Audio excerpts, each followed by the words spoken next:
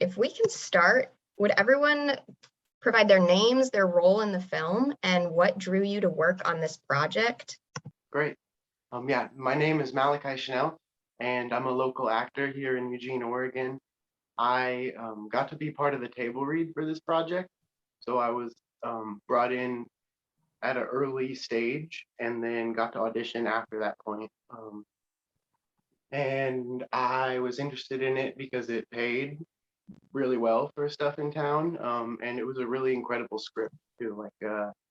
Definitely a script that comes across your table and it kind of blows your mind at how good it is. Or just the chance to be in it is hard to pass up.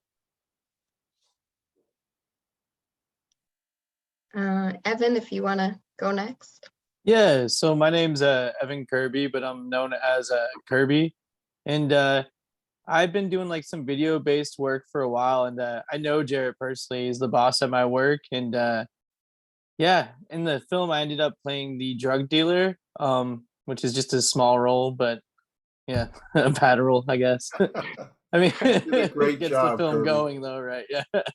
But yeah, and then basically just wanted to be a part of it just because I was excited to like I've seen Jarrett like pretty much working on this, like curating it from like the point of like even writing it to like actually like going guns ho and like getting something off the ground. Like, so I was just excited to, yeah, be in it or involved in any way. Yeah. Cool. Josh, if you want to go. Yeah, music composer on the film. I just did some scoring at the two local, the studio and house here in and home. Name is Jarrett Bryant, and writer, director of the film, and wrote it in 2019. We shot it in 2020 during COVID, which was interesting in itself, and then did the festival circuit in 2021, and now it's going to be released publicly. Very proud of what we've accomplished. Henry Huntington did cinematography for the film and primary editing for the film. And I don't know, I've dabbled in film and my own projects for quite a while, just on my own. And then I took some video production classes at LCC, and I've done like adrenaline film workshops at U of O when they used to do them when I first moved to Eugene. And then I've participated in a lot of the 72-hour workshops that Eugene Film Society puts on with their horror film one that they do in October. And I've done their music video one before as well. And I met Jarrett just playing through an old man's basketball league. And he came to the screening of I think one of the last little horror films I did. And he's like, oh, I knew you did video stuff, but I didn't know you did like narrative film. I was like, yeah, totally. And he sold me on the idea that he was doing a, independently produced feature-length film based out of Eugene. And that's a bigger project than I'd ever got my foot in the door with. So I kind of jumped at the opportunity to work on something that was more than a 3 to 5 minute long short that I put together with friends and family, and it was fun working with him as the writer and director, and just actors and everyone else that you work with collaborating on a film to, just work with people you're not used to working with. It's a challenge, but we pulled it off, so all good. Jarrett, this film seems so real and honest. Did real life experiences help shape the story? Not really real life experiences. I mean, I've had 2 family members who have addiction issues, but what family doesn't? Everybody has someone. But outside of that, it was kind of, working downtown, in downtown Eugene, and meeting a lot of youngsters, myself and Kirby, a lot of individuals that walk in the store and they have needs and problems and relationships that are huge problems in themselves. And just from those stories and observation, decided to write this story based on my experiences over the last 12 years or so working downtown. What did you do downtown that, I have a little cell phone shop Okay. downtown. It's a prepaid cell phone shop, so I get a lot of interesting characters who come in, and a lot of young teens with drug addiction issues. so you said you wrote it in 2019. Did Yes. you, I mean, obviously you had to pivot the story to include COVID. What was that process like? It was trying because when it happened, we started filming on February 15th. And I think the COVID shutdown was March 3rd or 4th. And we had maybe shot 2 weekends. So we had a lot to go, but now we knew that we had to alter it. And the question was, do we wait until COVID goes away? Or do we continue shooting and rewrite the screenplay? So speaking to other people, in particular Henry, and Henry, he was gung-ho. He's like, let's do it. Just go ahead, rewrite it. Let's do it. Let's make it happen. And I said, okay, if you feel this way, I feel this way. And then the actors felt this way. It just made sense to go ahead and push through. And we did. And it worked out. How long was the full filming schedule? It was supposed to be from February to like May or end of April type of thing, to the first week of May, and then it went from February to June 22nd, I believe, with the delays. It looked like it might have been filmed during the fires, but the fires came after that, right? Yes, they did. Yeah, because you had like this nice haze going on, and I assumed it was the fires, but No, it's probably just Henry's having expertise. stuff out of exposure. Yeah. Camera work. well, it was great. It made me feel Stylistic. nostalgic for 2020. Yeah.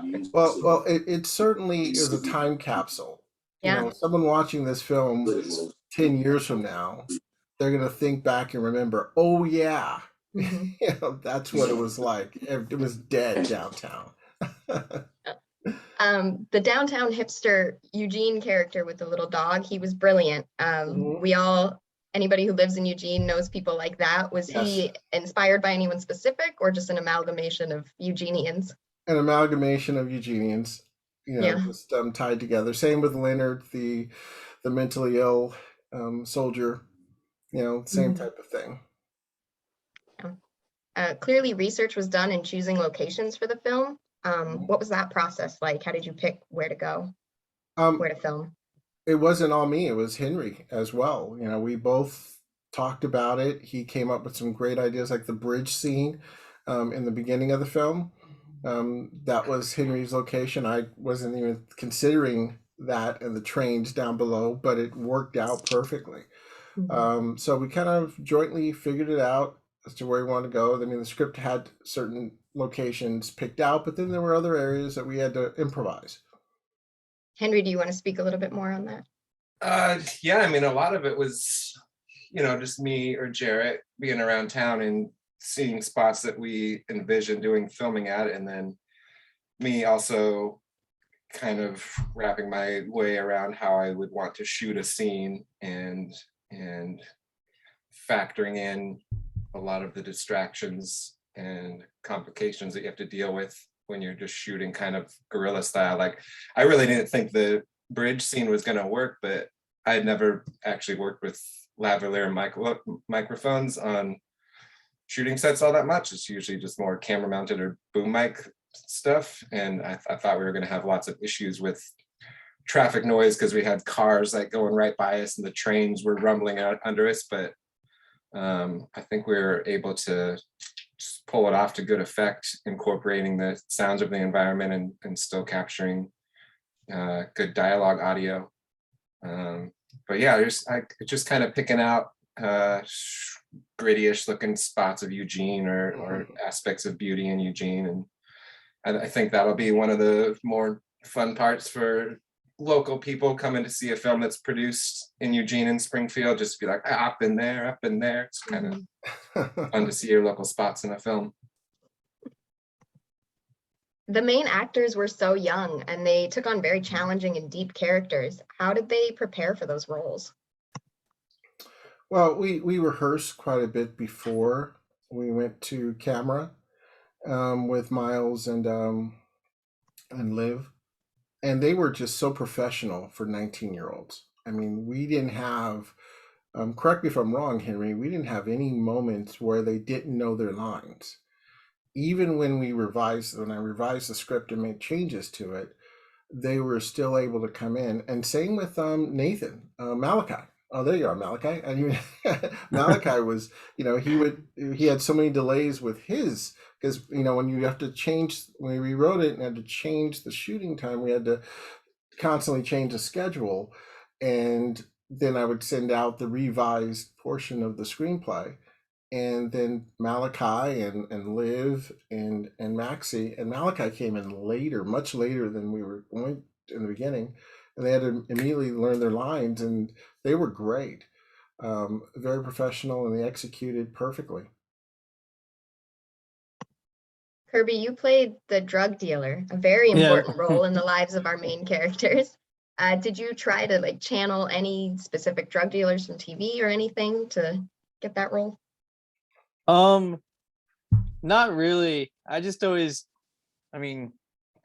just kind of thinking of maybe people I met before when I was younger and stuff like that, and just kind of, I don't know how they had sort of bad attitudes or whatever back in the day. So yeah, just kind of something like that. Especially like it's not going to be a fun job, like hanging out by the train tracks selling drugs. So I just tried to like, I don't know, seem like I was fed up with like the clientele or something like that. Just chiming, not, I don't know. Yeah.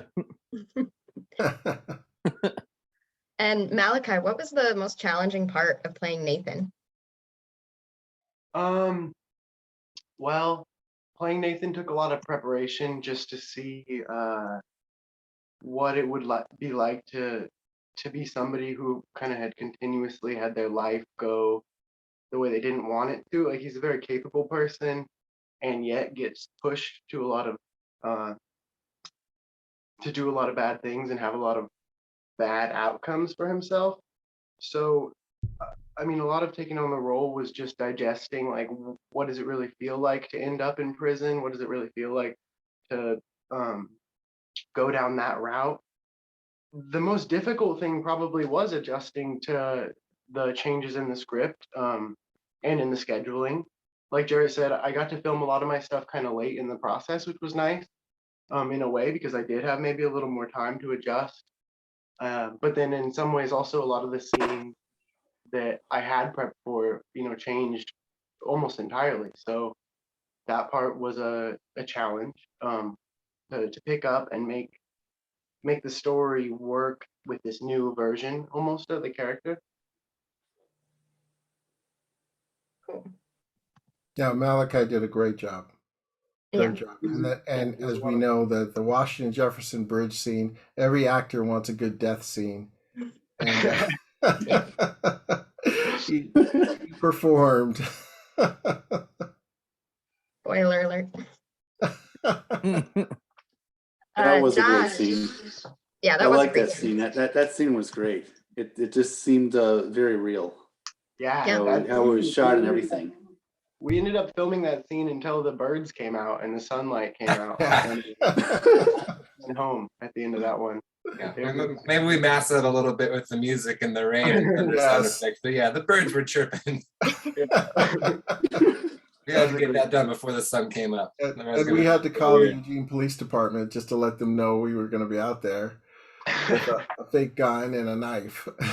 Oh, really? Yeah, because somebody might call the police. Someone might call the police, exactly. And if they did, they would find out, oh, it's just they're filming something, so it's not real.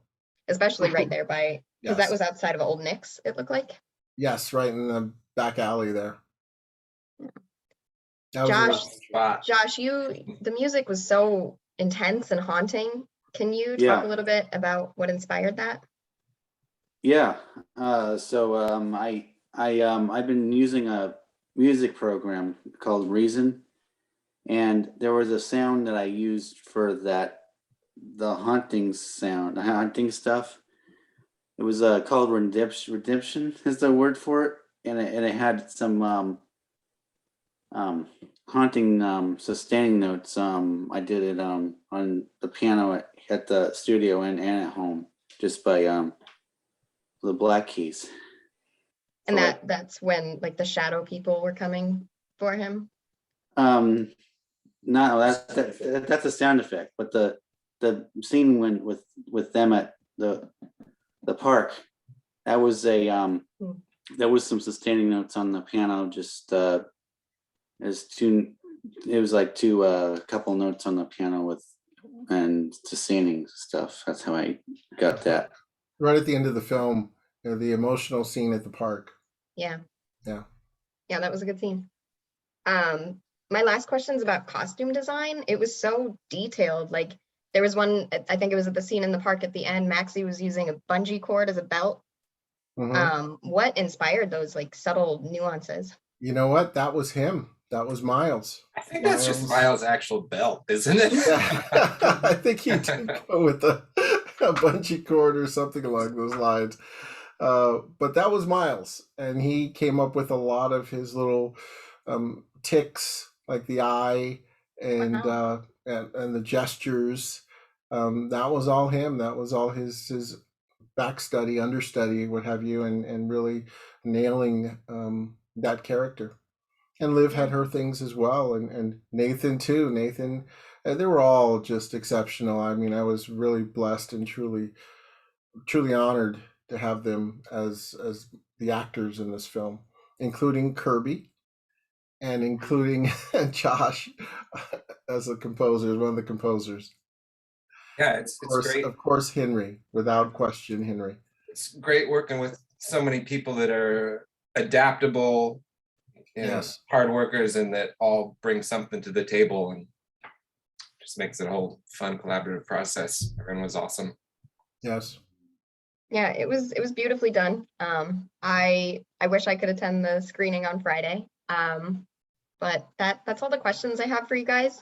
Can I add to I did some classes at LCC. I wanted to let you for years. Yes. The music classes. Music classes. I did I did a lot of stuff with Bertucci at Lane. He was my band director there, and I was had some classical training.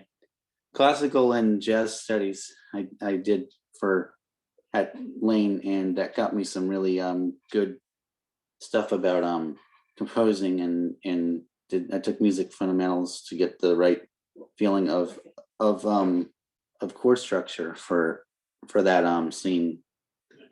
Awesome. Yeah. Excellent, Josh.